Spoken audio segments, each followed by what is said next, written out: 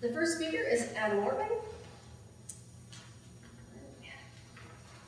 Adam is giving his icebreaker. Woohoo! The title of his speech is The Computer Mad Scientist. He says, I am a computer enthusiast. Every job I've ever had has been connected to a computer, one way or another. Aside from being a programmer at Omniture, an Adobe company for the past 3 years, I've held other positions as a computer consultant and network engineer. I also have a blog, support.wortmanfamily.com, which features articles dealing with the internet, computers, and software.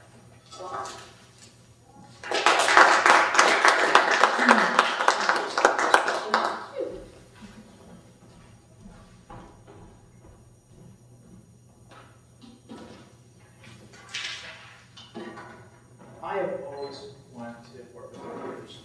Call it my calling in life, or call it what you will, being a geek. It's always been something I've been drawn to. As I grew up, I was lucky enough that my father worked with computers, even to the point where he would bring them home with him. Now, this was before the time of the laptop, so when I say he brought his computer home, that means he lugged a heavy box along with a heavy black and white monitor to our house, and then brought it back to work the next day. So, I got a chance to get some hands-on experience with computers at an early age, and it all started with gaming. It always starts with a game. And then that led to a fascination and curiosity and major damage. In high school, as I was determining what I was going to do with my life, and how I wanted to incorporate computers in there, I started taking courses that were related to it. So, they figured, well, if I'm going to start with anything, I should learn how to type. So I'm going to take this keyboarding class. Well, there was a bit of vacuity between what my definition of keyboarding was and what the definition of my high school's keyboarding was. See, when I think about keyboarding, I think about sitting in front of a computer and typing and learning how to use a word processor, spell check, and all those wonderful things.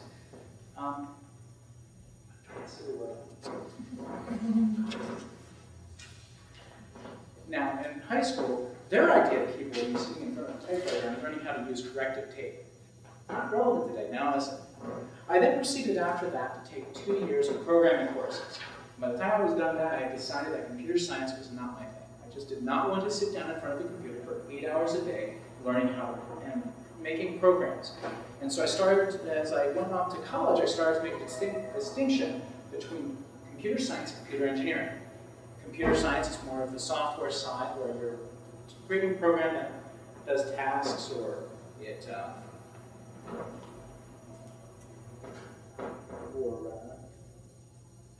or solves a problem. Now, computer engineering is a little bit different because that's more of a hardware type thing. So when you're using a computer, you know, a processor that's in there, or if you're using a cell phone, the chips are inside there, that's what a computer engineer does. So I started off with that, doing that in college. I started my computer engineering classes. And when I was taking those classes, a lot of the classes for computer science were the same.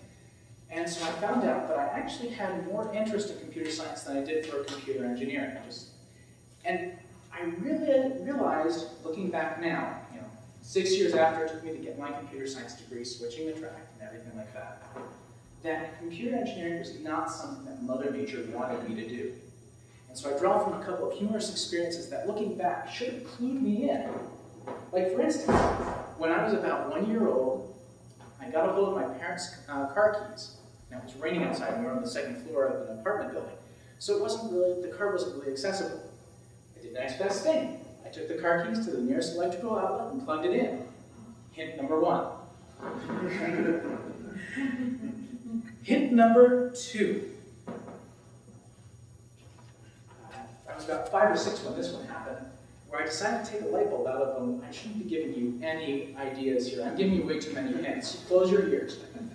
I decided to take the light bulb out of the light bulb socket, turn the light bulb socket on, and then stick wires into it. Bad idea number 2. I still had not learned my lesson when, while I was in Uruguay, I decided I would fix some of the telephone wiring for the house that I was living in. The voltages are different from here and there. So when it rings, when the telephone rings, you don't feel anything. But if there's somebody there to pick it up, you feel it. And boy, did I feel it. My last experience, that really should have just been It wasn't, but it should have been the most compound point of my life that said, stay away from electricity, was one night I'm lying in my bed, and I hear the dryer going, and it's squeaking, and it's just frustrating. Luckily, I know how to use WD-40. So, I shut off the dryer, pop off the little guard that's at the bottom. There's a good reason that guard is there. And stuck the can stuck the can under the dryer, took point, went to aim, touched an electrical relay. 220 volts. Luckily, there was a nice little piece of metal right here at my elbow, so only part of my hand got fried. Still, 90% of the feeling. Just kidding. And so, I stand before you today, a computer scientist, a programmer, a geek, rather than a computer engineer, because of these experiences in my life. And I wouldn't say that it's the computer that's turned me into the mad scientist that I've become. I'd say it's all the hints that I didn't take from Mother Nature when electricity was coursing through my body. Thank you, Madam Toastmaster.